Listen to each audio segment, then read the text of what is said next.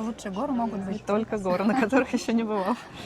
Нет, я, конечно, расстраиваюсь, если я что-то публикую, и отклик не такой, как я себе представляла. Это немножко такая личная информация. А мы хотим. Да. Ты очень часто ездишь в Японию. В Китай. Давай заново.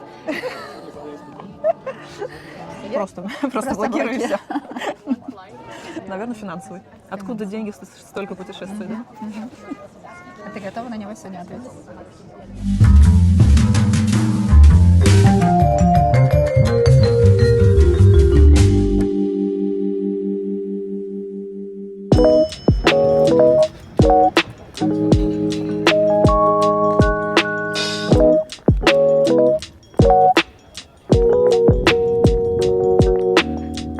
Жара. Я встретилась с Машей, чтобы погулять по одному из самых красивых районов города Мюнхен, Хайтхаузен. Машу все знают по Инстаграму Масечка, я Правильно. выяснила, Да. и по телеграм-блогу Бавария Travel. Вот ты говоришь название блога Масечка, не Масячка, Да. потому что я знаю, многие подписчики называют Да, именно я тоже Масячка. знаю. Да? Да. А расскажи, пожалуйста, как появилось это имя, никто за ним стоит? Это немножко такая личная информация. А мы хотим. Да. В детстве у папы был друг, который называл меня Мася. Вот. Когда я завела страницу в Инстаграм, еще тогда не думая о блоге, просто как коллекцию каких-то своих личных фотографий, моментов, надо было что-то придумать. Вот. Мася было уже занято, поэтому я так немножко удлинила его.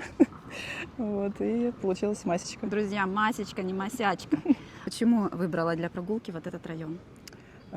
Мне кажется, он один из самых красивых в Мюнхене, самых уютных. Вот, мне нравится, что здесь, знаешь, такие не туристические места, но при этом ты можешь увидеть настоящий Мюнхен. Очень много уютных улочек, уголков, кафе, ресторанчиков. При этом район очень исторический. Сохранилась архитектура конца 19 века, начала 20-го. Вот. Я его очень люблю. Могу гулять просто вот без цели. Ты живешь где-то в этом Да, районе? я живу здесь не очень далеко. Да. Я знаю лично 3 подписчицы, которые ждут нашего интервью. Можешь передать им привет? Оля, Наташа и Настя, большой привет. Я знаю, да, мы, кажется, с вами даже вчера виделись. И вы сказали: о, ура, ура, ждем интервью. Маш, рубрика «Стрём или норм». Да, Удалять пост, если он плохо зашел. стрём, Покупать рекламу у другого блогера. норм, Просить подписчиков ставить лайк. норм, Делать вид, что место понравилось, потому что тебя пригласили бесплатно. стрём, Брать деньги за рекомендацию, не помечая рекламу. стрём, Отказывать маленькому бизнесу в бесплатной публикации. стрём, Не отвечать подписчикам в директ. стрём, Блокировать за неприятный комментарий. норм, Переснимать случайный момент 5 раз. норм, Публиковать личную жизнь ради охватов. стрём, Делать провокацию специально ради комментариев. стрём. Называть себя экспертом по Мюнхену. Спорно, смотря кто тебя называет экспертом. Не знаю, не могу. 50 на 50. Отменить встречу из-за плохого настроения. Стрём, Не приглашать человека снова, если он мешает остальным. норм, Создать закрытый круг для самых активных подписчиков. норм, Не показывать мужа в блоге. норм, Спрашивать блогера, почему у нее нет детей. стрём, Дружить с другими блогерами только ради взаимного продвижения. стрём, Покупать подписчиков в начале развития блога. стрём. Игра называется «Блогерский светофор». Зеленый точно публикую, желтый сначала подумаю, а красный никогда не покажу. Ситуация. Да. Секретное красивое озеро. Желтый, Малоизвестная альпийская тропа. зеленый, Плохой отзыв о бесплатном мероприятии. зеленый, Личная ссора. красный, Неудачная реклама. красный, История подписчика. желтый, если сам даст разрешение. Ресторан, который пригласил бесплатно, но не понравился. Желтый, Чужой конфликт в русскоязычном Мюнхене. не красный. Вот я тебе немножко могу рассказать про историю, что здесь вот этот квартал называется французский, потому что просто когда строился надо было как-то назвать улицы. А тогда как раз немцы выиграли какую-то очередную войну с французами. Вот, и придумали, что здесь давно большинство улиц назвать разными французскими городами. И Там как называется это? Это называется Вайсенбургерштрассе. Есть какой-то французский город. Здесь есть Эльзассерштрассе, Эльзасская, Лотарингаштрассе, Лотаринги. А скажи, ты никогда не хотела стать гидом по Мюнхену? Если честно, нет. Гид, ты знаешь, ну, в какой-то степени, да, тоже творческая работа, конечно, интересно. Вот, но это тебя уже слишком обязывает, как будто бы. Вот, а мне просто нравится делать все из удовольствия. Вот, поэтому, наверное, прям вот чтобы гидом нет. Мы сейчас с тобой на площади, называется Парижер плац. Тоже вот одна из площадей, получается, французского этого квартала. Красиво, Да. лето, люди. Да. Маш, я буду тебе задавать вопросы, а ты будешь говорить правда или блог. Угу. Я всегда люблю хайкинг. Правда. Я никогда не устаю от подписчиков. Блог. Мне нравится организовывать встречи. Правда. Я легко знакомлюсь с людьми. Правда. Я люблю Мюнхен каждый день. Когда как. Но в основном правда. Мне все равно на охваты. Правда. Я не завидую другим блогерам. Правда. Я никогда не публикую то, что мне не нравится. Правда. Я не мечтаю стать крупнее. Блог. Я веду блог только для удовольствия. Правда. Ты любишь вот так вот выходить, сидеть в кофейнях, завтракать, быть среди людей, или ты скорее интроверт? В принципе, люблю, но, если честно, после рабочей недели не всегда хватает на это сил. Ресурсов. Да, чтобы подняться и пойти. Потому что Мюнхен такой город, наверняка ты сама знаешь и замечаешь, здесь люди все делают очень рано. Ну, достаточно рано, я бы сказала.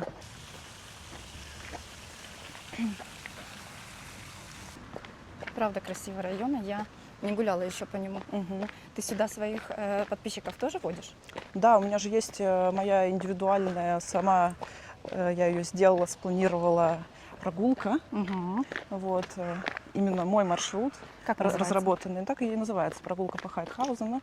Вот, и я изредка, очень изредка, потому что чаще всего в выходные либо какие-то дела, которые не успеваешь в рабочее время делать, либо хочется куда-то за город съездить. Вот, поэтому я только очень изредка делаю эту прогулку. Вот. Я всегда ее анонсирую, что как бы я не гид, вот, но при этом все равно, конечно, рассказываю много всего. Я просто делюсь информацией, которую я сама когда-то нашла, мне понравилось. Сначала их делаю полностью бесплатными, потом было несколько неудачных случаев, когда, знаешь, ты планируешь свое время, а народ начинает отменять. Вот, поэтому я решила, что я их буду делать за небольшой донейшн. Справедливо. Да. Она достаточно длинная, где-то часа на 2-2,5. Ого. Да, хотя сначала кажется, ой, ну что тут смотреть, как обычно. Вот, как многие говорят, ну что в Мюнхене смотреть, ну кроме Мариенплаца ничего нет. Вот, но потом удивляются, что оказывается столько мест, столько мест. Мы сейчас идем, да, этим маршрутом, наверное? Да, мы частично, сегодня мы весь не пойдем, вот, но частично, вот да, мы сейчас идем этим. Здесь очень много кафешек. Прям Да, как эту улицу, Париж. эту улицу называю Черева Хайдхаузена, потому что здесь действительно с обеих сторон улицы очень много кафе, Как ресторанов. здорово. Ну и они обычно заполнены? Ну, чаще всего в выходные, вот да, в пятницу вечером, в субботу здесь прям хорошо заполнено. Аншлаг. Да, да. И здесь разные кухни, видишь, что и итальянские, и корейские, и там с другой стороны есть турецкий ресторанчик. Я всегда говорю просто, в принципе, что сюда можно прийти вот и сесть в любом месте практически.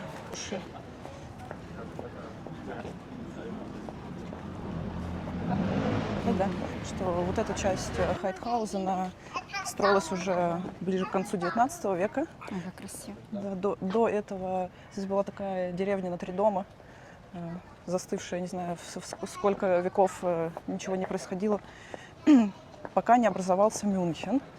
Вот. Потом здесь стали селиться те, кто за городскими стенами, то есть в те там 15-16 век внутри городских стен могли жить только достаточно обеспеченные люди, да, все остальные жили за городскими стенами. Вот, в том числе здесь, вот, в Хайтхаузене, здесь были такие хижины-халупы вот, для рабочих, которые работали в городе, в Мюнхене. Там резиденцию строили, фрауенкирхе строили. Вот. Но потом, естественно, так как город расширялся, то получилось, что это становится уже частью города. И зачистили, построили вот этот район, квартал.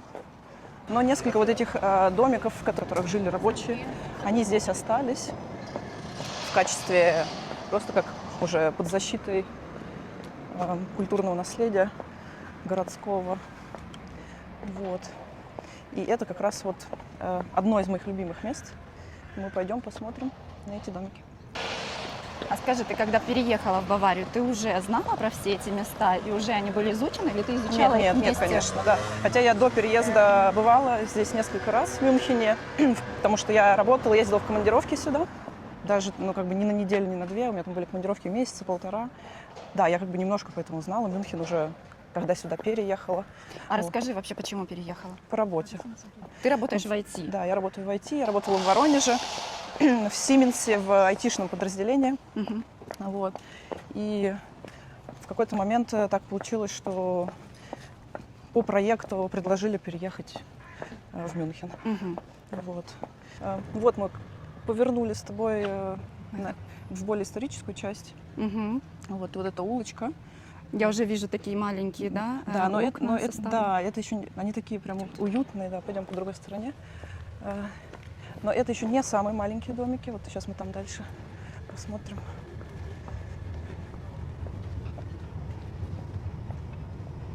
Класс. Ты здесь что-нибудь уже покупала? М-м. Это барахолка, да, Это наверное? какая-то, да, такая, даже не знаю, как это назвать, эту лавку. Все совсем. Очень красиво вот здесь. Да, здесь еще очень красивая весна, потому что здесь на вот этих домах цветет глициния. М. Вот, и вот эти сиреневые свисающие такие грозди с вот этими цветными ставнями. Сейчас не хуже, смотри, как тень падает Да, вообще. очень красиво, да. А здесь кто-то живет? Это Да, жилые да, дома? это жилые дома. Да, вон продают мед. Ага. Расскажи какой-нибудь забавный факт о баварцах. Или про Мюнхен. Про Мюнхен забавный. Да. Про Мюнхен забавный, знаешь, какой? Про Ратхаус. Мгм. Когда люди, которые еще либо недавно живут в Мюнхене, либо в гости кто-то приезжает, Мгм. приводишь на Маринплац, вот, показываешь Ратхаус и говоришь, ну, скажи примерно, как ты думаешь, какого Мгм. века, года Ратхаус здание? Все такие, ну, это же, наверное, век 13-14, да? Вот, а он довольно-таки современный, да, там конец 19 века, начало 20-го. Вот про эти домики, про которые говорила, которые остались, сохранились. Вот такие маленькие были. В них жили там целыми семьями огромными. Как землянки такие. Да. Вот. Вот конкретно вот этот домик, в нем он иногда бывает открыт, если какие-то проводятся выставки. А, да? Я пару раз была, да. Хотя тут живут люди. Здесь Или вот здесь? в одной части живут, а во второй нет. А вот это А вот, похоже на вот это, музей.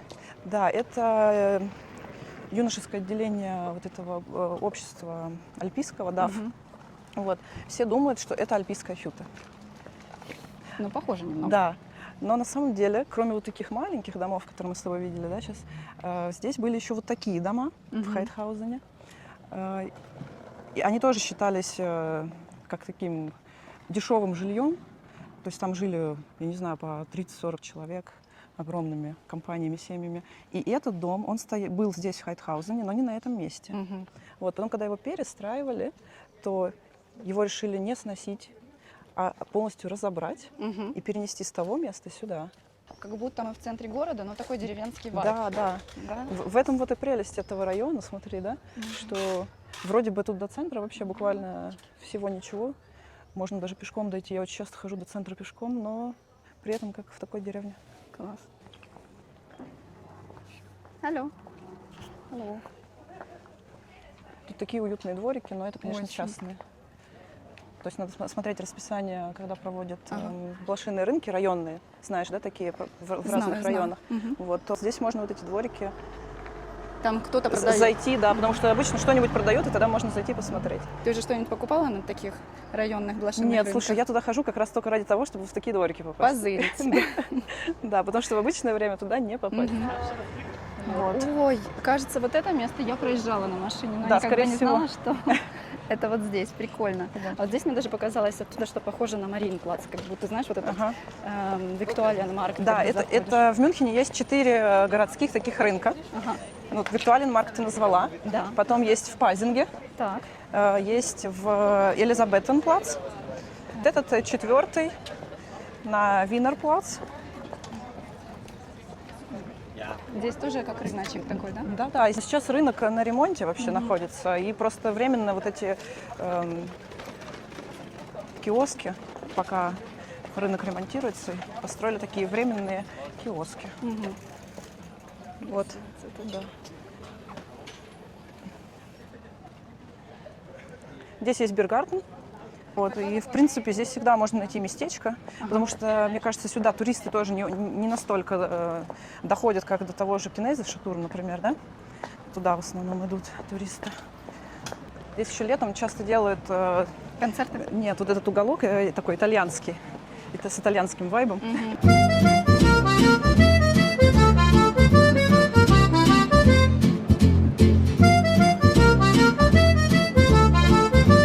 Кстати, только пиво. читала, да, что в Баварии стали больше пить сейчас вина, Алкоголь? чем раньше. Да. Да, что пиво уже как-то не так.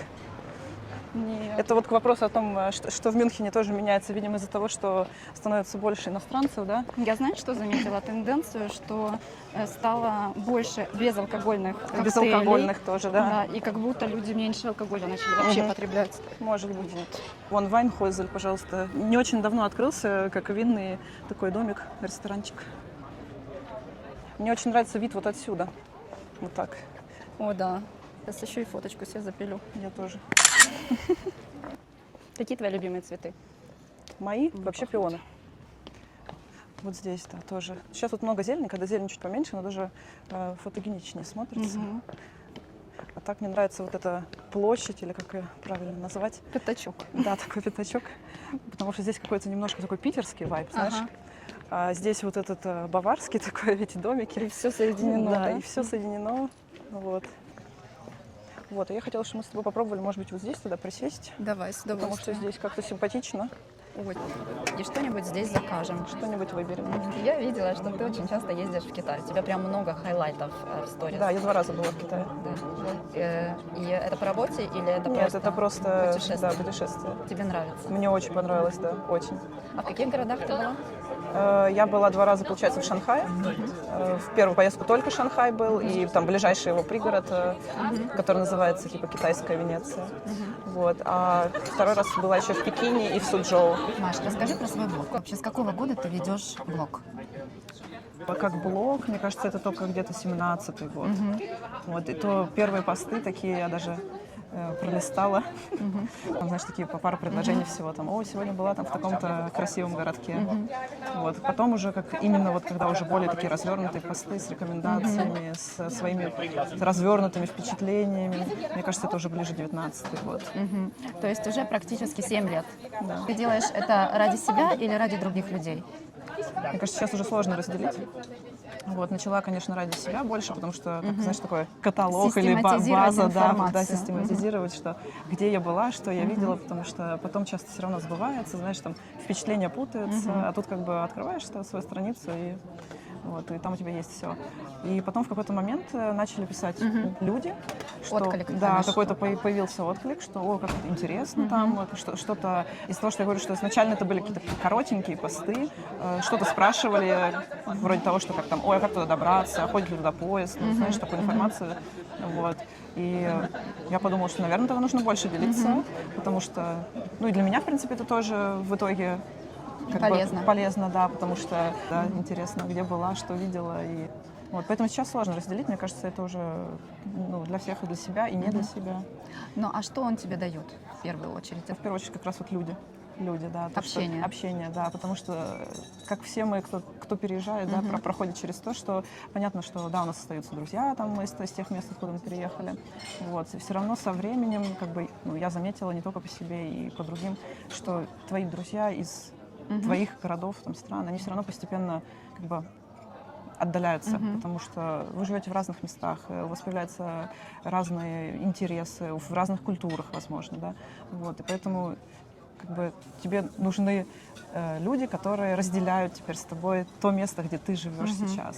Что, насколько я знаю, ты довольно-таки хорошо интегрирована. Да. У тебя немецкоязычного достаточно Очень общения, много, да. коллеги на работе, и ну, нельзя сказать, что тебе прям одиноко. Да. Поэтому вопрос, для чего тебе это нужно? Русскоязычное именно общение. Это какая-то тоска все-таки, да, наверное, по... Но все равно это же родной язык, да, на котором ты вырос, как бы это твой культурный код, так называемый, да, Которые немцы не поймут, который да? немцы не поймут, да. То есть понятно, да, что с немцами у нас тоже прекрасное общение, можем общаться там о Мюнхене, о Баварии, о каких-то местных уже новостях и так далее. Но тебе нужны все равно, мне кажется, как бы люди, которые разделяют твой культурный код и понимают шуточки, да, то есть какие-то все равно как бы, немцы, они выросли в других условиях. Вот, и ты не можешь там с ними пошутить, как ты в детстве бегал где-то там по недостроенным гаражам. Но все равно ты можешь с немцами пошутить, поддержать разговор, Да, это же не конечно, проблема. да, конечно, да. А твой блог, он в первую очередь для туристов, для иммигрантов?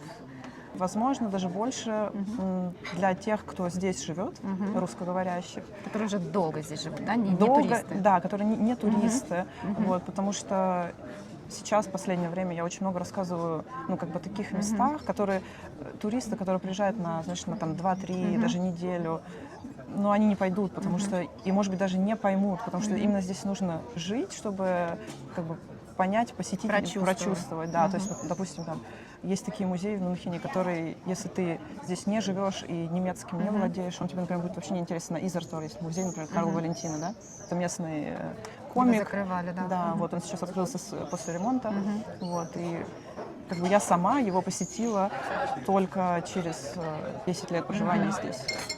Представь, что вот человек здесь всего на один день. Куда ты его пошлешь? Ну, понятно, что, конечно, надо Мариенплац, надо все равно посмотреть, кто бы что ни говорил, что в Мюнхене только Мариенплац, вот, но так, возможно, ты видела один из моих последних рилсов, как раз про Мюнхен, как я гуляла тоже вечером и сняла такие душевные кадры, вот, может быть, что-то такое я бы предложила, да, вот как раз тогда моя прогулка тоже начиналась в Хайтхаузене, потом ты спускаешься к Изеру, там есть на Изере такой деревянный помост, вдоль Изера ты по нему идешь, да, выходишь потом к вот этому ангелу свободы Фриденсенгель, и по нему, ну, от него вот идет такая широкая улица, вот, ты выходишь, получается, по ней к английскому саду, там смотришь вернувшихся серфингистов, вот, и оттуда идешь потом в Хофгартен, да, как там люди играют вот в эту бочу в игру, да, как танцуют в беседке в саду, да, то есть как бы человек, который приехал, я бы посоветовала такой маршрут, потому что тогда ты можешь посмотреть, как люди в Мюнхене действительно живут. То есть немножко ты турист, но можешь за такое короткое время увидеть именно настоящую жизнь городскую. Да. Да. Сколько раз за вообще время ведения блога хотелось все бросить? Мне кажется, такого, чтобы прям вот бросить, не было. То есть были перерывы, когда, не знаю, либо по работе было, ну, как бы выгорание, когда очень много времени занято на работе или в каких-то личных там делах, проблемах, то да, были перерывы, но так вот, чтобы прям совсем бросить, я закрываю блог, я ухожу. Не было? Нет. Нет, я, конечно, расстраиваюсь, если я что-то публикую, и отклик не такой, как я себе представляла. Вот, но потом я думаю, я же делаю это и для себя в том числе, поэтому... Так успокаиваешься? Да. Сколько времени в неделю у тебя уходит вообще на Телеграм, Инстаграм, поиск культурных мероприятий, публикацию, вот это вот все? Слушай, ну я никогда не засекала, не считала, если честно. Но если мне что-то нужно опубликовать, да, допустим, какой-то рилс или пост, сейчас посты по-разному делаю, либо вот эти, как карусель, в которых ты пишешь текст именно на фотографиях, либо длинный текст под этим, то может и там, до часа уходить только на то, чтобы... Потому что я не пользуюсь КИ, ОДАИ, ОДИИ, как сейчас, да. Почему? Потому что мне хочется, чтобы мои тексты, мои посты как бы отражали именно мой стиль. Я, конечно, понимаю, что можно тот же искусственный интеллект Под свой стиль стиль поделать, подстроить, да. Dankeschön. Данке. Как это красиво. Сейчас мы красиво выглядит. сфотографируем для Для Инстаграма. Для Инстаграма. Ну, наверное, люди, которые на меня подписаны, они, наверное, ожидают именно Тебя. меня, да. То есть тоже как бы не главное то, что я там что-то, ну, может быть, для кого-то, конечно, важнее, что я просто что-то опубликовала, и это полезно, и просто сохранил себе на будущее это место. Но мне кажется, что многим важен именно индивидуальный стиль. Все-таки люди подписываются На тебя. на человека, да, На личность. на личность, а не на... Потому что тех же блогов чисто информационных, мюнхенских тоже много, которые выглядят как, я не знаю, просто сбор информации, да, без Души. без души, да. Ну, ты такая душевная просто. Да. Ну, это чувствуется.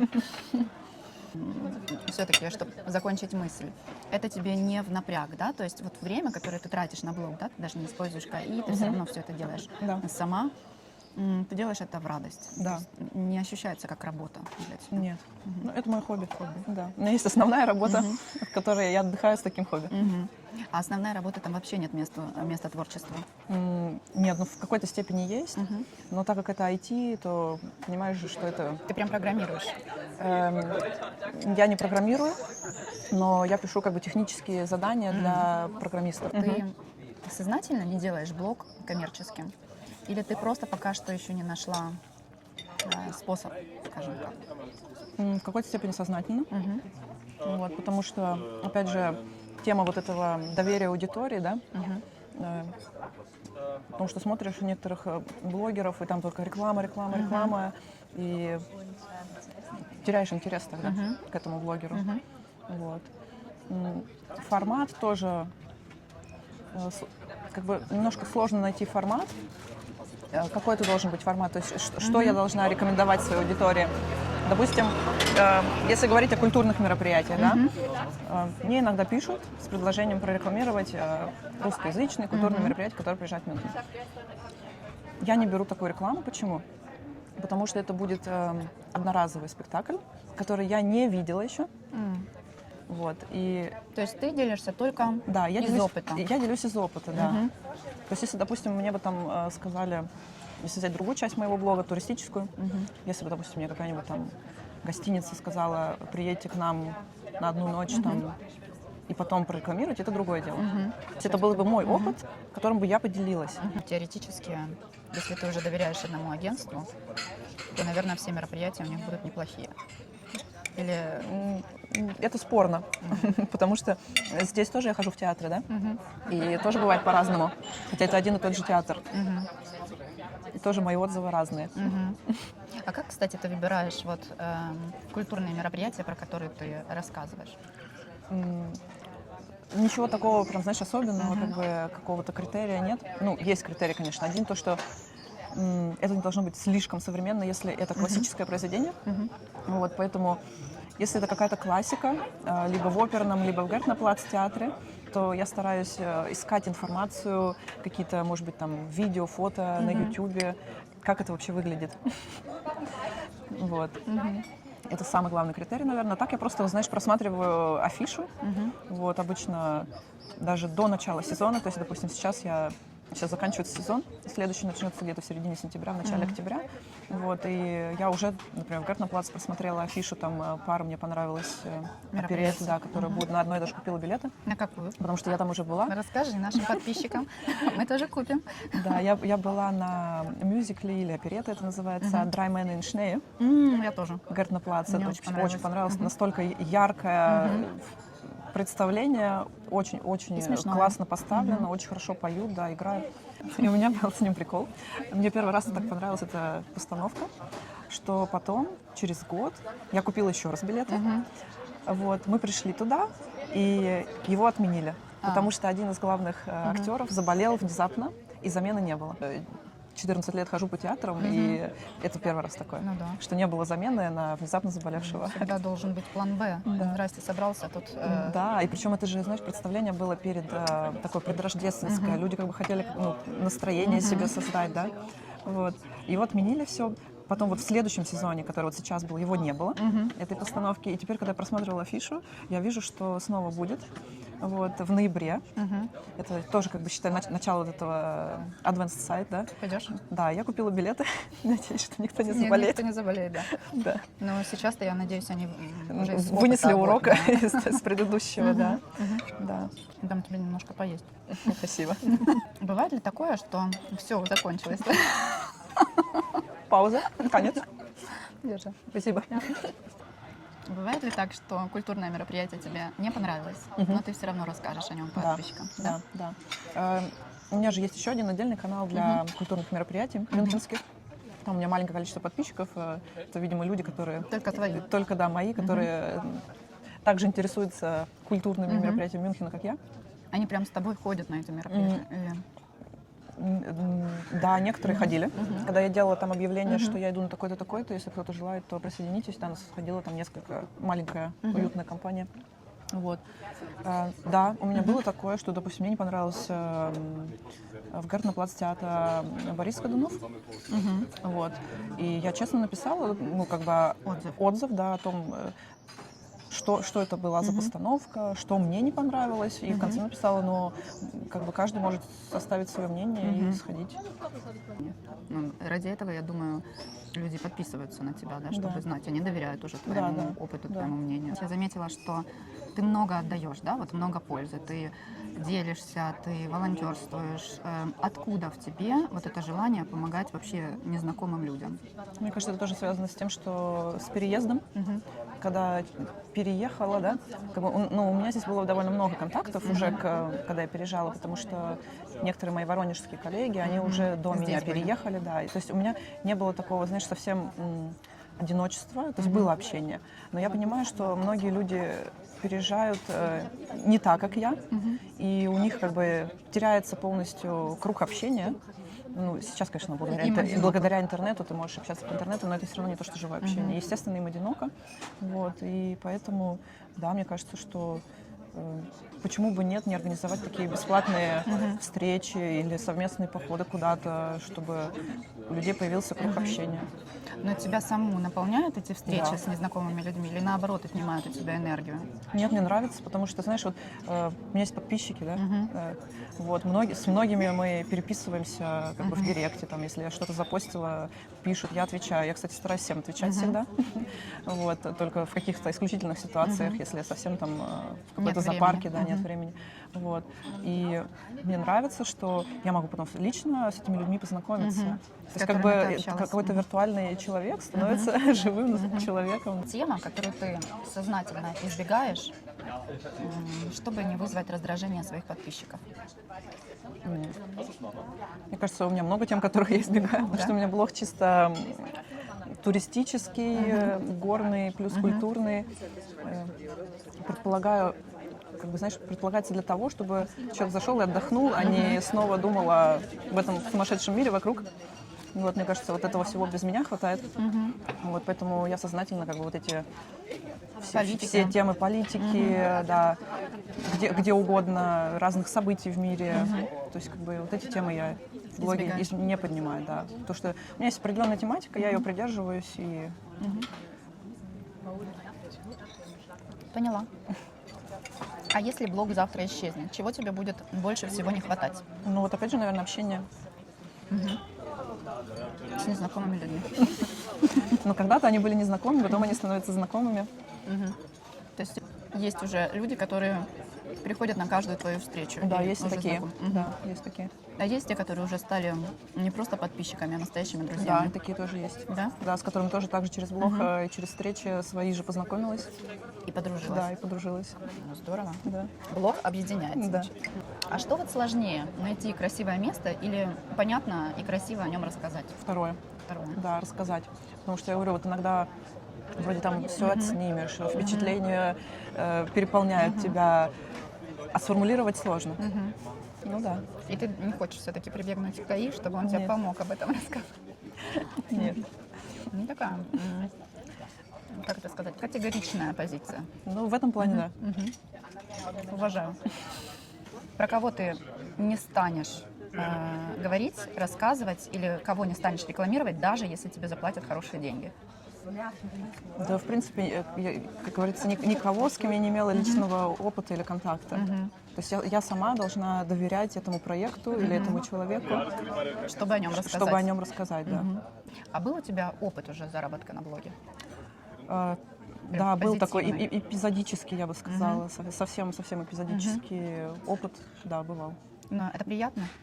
Но он, знаешь, какой был? Он был не монетизированный в том плане, что я получала это не в качестве денег, да, то есть какие-то либо приглашения куда-то на мероприятия. Вот. Да, в принципе, был позитивный. Окей. А вот могла бы ты себе представить, что Bavaria Travel станет твоей работой, вот прям основной, твоим основным источником дохода? Честно, нет. Нет. А у меня как бы есть основная профессия, которая мне очень нравится. Я считаю, что получила образование не для того, чтобы потом только блогом заниматься. Боишься ли ты, что монетизация может изменить доверие твоей аудитории? Да, может такое произойти, но опять же, да, вот если реклама будет нечестной, да? Было ли, что ты кого-то уже блокировала вообще в своем блоге? Да, конечно. Хейт был Да. какой-то? Ты Ну, встречалась прям с вот таким? какого-то хейта не было, но какие-то неприятные там комментарии, высказывания. Были. Да. Хотя я очень-очень редко блокирую, потому что, ну, понятно, каждый имеет право на свое мнение. Но если это совсем переходит уже Границы границы, да, личные. то, конечно, я блокирую. А что может нарушить твои личные границы? Какой комментарий мог бы нарушить теоретически? Ну, когда... Про твой опыт, например. Да, когда я делюсь своим опытом, а мне пытаются доказать, что нет, ты вообще не права. И как бы я пытаюсь сказать человеку, ну так это же мой опыт, я ими делюсь. Если вы считаете, что я не права, то, пожалуйста, поделитесь своим опытом в да. своем блоге.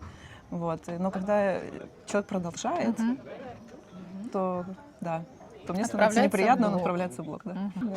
У меня был один раз, когда я публиковала маршрут один горный, вот, и я когда хожу в горы, как бы некоторые маршруты бывают, вот два маршрута одинаковые по исходным данным, но один ты проходишь быстро, другой, допустим, сложнее. Это все индивидуально, потому что как поспал, как поел, да, с каким настроением встал. Вот, я публикую маршрут, который для меня в тот день, в тот момент показался достаточно легким. Я это зачем-то написала, вот, и потом девушка, по-моему, через неделю или через несколько дней пошла этот маршрут и написала мне: зачем вы наврали, что он такой легкий. При этом я написала исходные данные, то есть сколько километров он, какой перепад высот, вот, какие там тропы. Вот. Она мне написала комментарий: зачем вы наврали, что он такой легкий. Я вот сегодня ходила и чуть там на нем не умерла. Но если у тебя такая физическая подготовка, да, Да. с другой стороны, при чем тут я? Да, но я ей примерно так и ответила, что все индивидуально. Я же написала, что он был для меня легкий, не написала, что он будет для любого Для легкий. всех. Да. В общем, вот такие забавные ситуации. Да. Такой вот философский вопрос. Сколько одиночества в большом городе Мюнхене? Мне кажется, много. Ты встречаешься с этим вот на... Да, я сталкивалась тоже через блог, когда мне на встречах рассказывали, что в Мюнхене есть другие блогеры, которые, по сути, получается, этим пользуются и устраивают мероприятия платные. То есть тот же поход в театр, который я просто говорю, я иду в театр, присоединяйтесь. Другие люди делают так, что они берут за это деньги. Вот. И Как ты многие к этому? готовы за это платить. Да. Это значит, что люди действительно настолько одиноки, что они готовы заплатить за то, чтобы пойти группой в театр, куда они, в общем-то, могли бы сходить и сами, купив просто билет и пойти. Но они не хотят идти одни, поэтому они платят деньги за то, что они пойдут группой.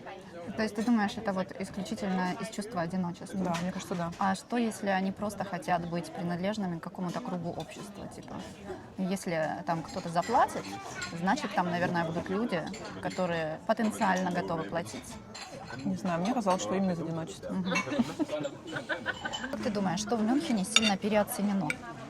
Но, в принципе, наверное, знаешь, то, что многие думают, что, живя в таком прекрасном городе, что действительно Мюнхен прекрасный город, что все счастливы и все хорошо зарабатывают, чтобы жить в таком дорогом городе.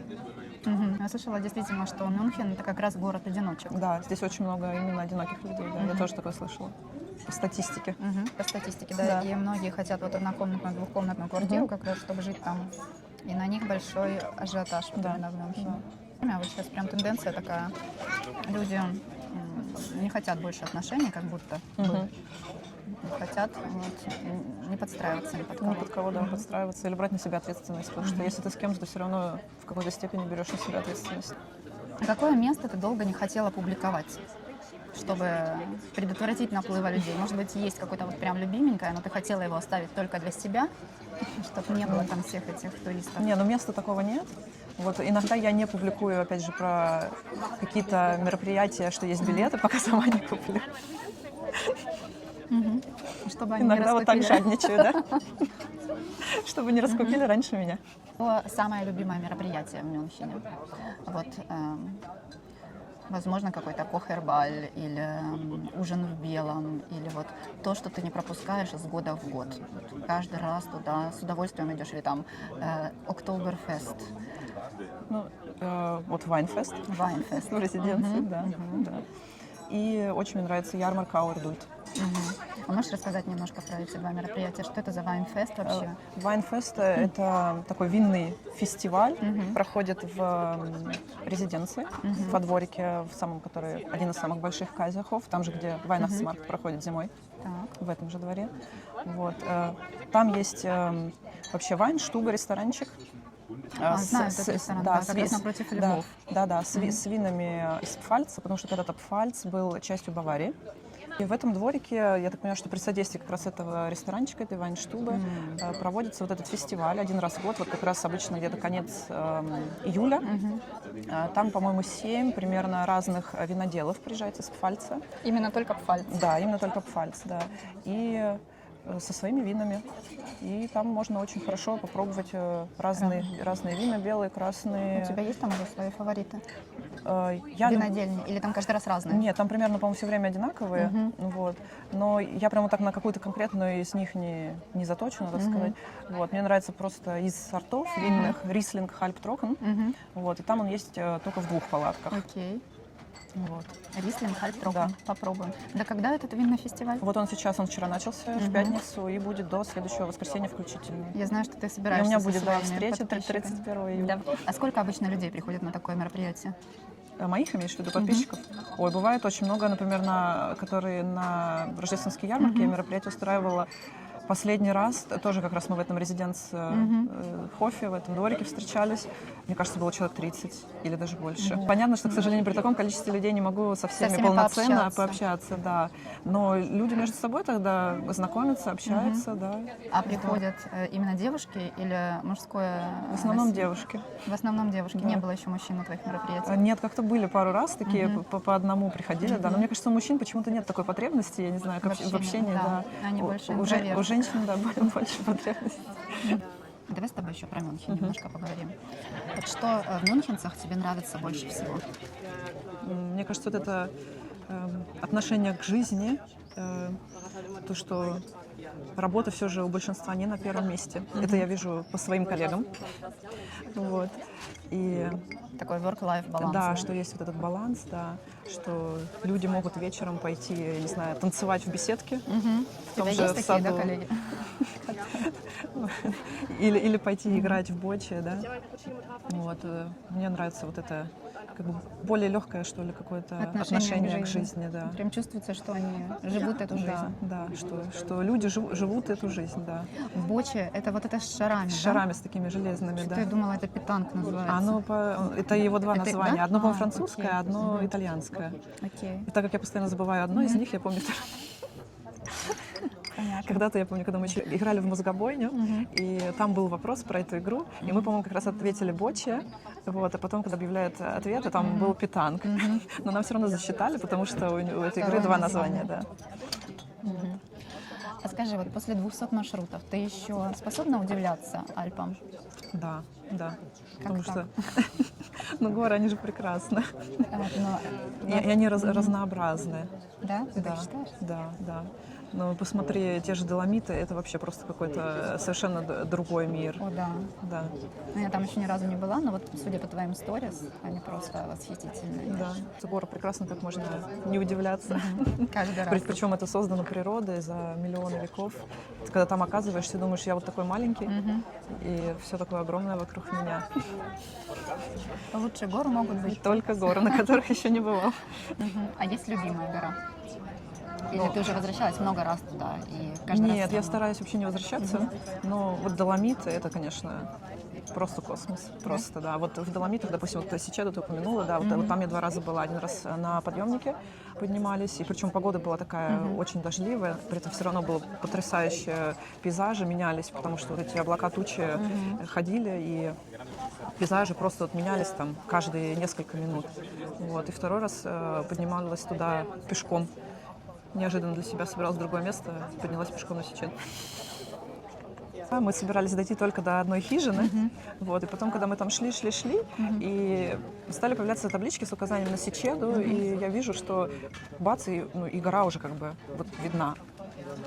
И маршрут, сам путь, как бы вижу, что он там не карабкаться не надо, просто нужно просто идти. И я такая, может, сходим до Сичедо? Ну, давай сходим. Ну, окей. То есть все твои маршруты, в принципе, одинаково великолепные, но... Нет, не всегда. Некоторые я не выкладываю, которые мне Не понравились. самой не понравились. Да. Поняла. Вот как изменился Мюнхен за время ведения твоего блога, за время твоего проживания в Мюнхене? Что изменилось? Мне кажется, Мюнхен изменился сильно, действительно. То есть я сюда, получается, приезжаю с 2008 года, вот, и первые вот эти годы, 2008-2012 я переехала, мне казалось, что здесь как бы ничего не меняется. То есть, несмотря на то, что Мюнхен такой большой город, казалось бы, здесь постоянно должно там что-то новое открываться, старое закрываться. То есть, вот еще, кстати, к вопросу о том, что нравится в мюнхенцах, вот эти традиции, да, сохранение традиций. Люди поколениями сохраняют вот эти традиции ходить в костюмах, да, в баварских, да. Вот, несмотря на то, что это огромный город. Замуж выходить в баварских костюмах, Да. например, это прям тренд. Да, вот, но последние годы Мюнхен стал сильно меняться. Мне кажется, это потому, что он всегда был очень интернациональным. Все-таки очень много сюда приезжают людей работать или переезжают тоже там по разным причинам, и работать тоже в том числе. Вот. И вот из-за этого микса уже разных теперь культур, языков Мюнхен изменился, да. В некоторых моментах, к сожалению, я вижу не в лучшую сторону, да, потому что стало грязнее, вот. Стало больше каких-то вот этих несанкционированных граффити, да. И вот это, к сожалению, расстраивает. Твой любимый театр в Мюнхене? Слушай, ну мне нравятся оба вот этих оперно-балетных, да, главная опера и Гертнерплац, да. Вот. Оперный, он, конечно, такой более пафосный, дамы в мехах бывают. Гертнер, да, Гертнерплац, он такой уютненький. Да. Какой вопрос тебе давно никто не решается задать? Наверное, финансовый. Откуда деньги столько путешествий, да? Ты готова на него сегодня ответить? Да, откуда деньги? Из Откуда, работы. да, Работы. Господь помог. Господь. Все под Богом ходим, Боженька послал. Да. Спасибо тебе огромное за твое время, за Спасибо открытость, за твой блог. От имени всех подписчиков Машиных сейчас благодарю тебя Спасибо за вам. пользу, которую ты приносишь нам. Я сама ходила по твоим маршрутам лично, не по Это всем, очень радует. по паре. И если меня кто-то спрашивает из друзей, давай куда-то сходим там в горы, я смотрю только Бавария Travel. Такая думаю, так, что там у нас будет? Спасибо, это очень радует. Да. Пользуясь Спасибо. моментом, большое спасибо всем подписчикам. Вот.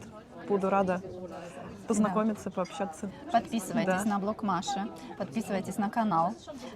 Будем ждать ваших комментариев Да. к этому И подписывайтесь на интервью. Таню, где выйдет интервью. Будем рады тоже там комментариям. Спасибо большое. Да. Спасибо.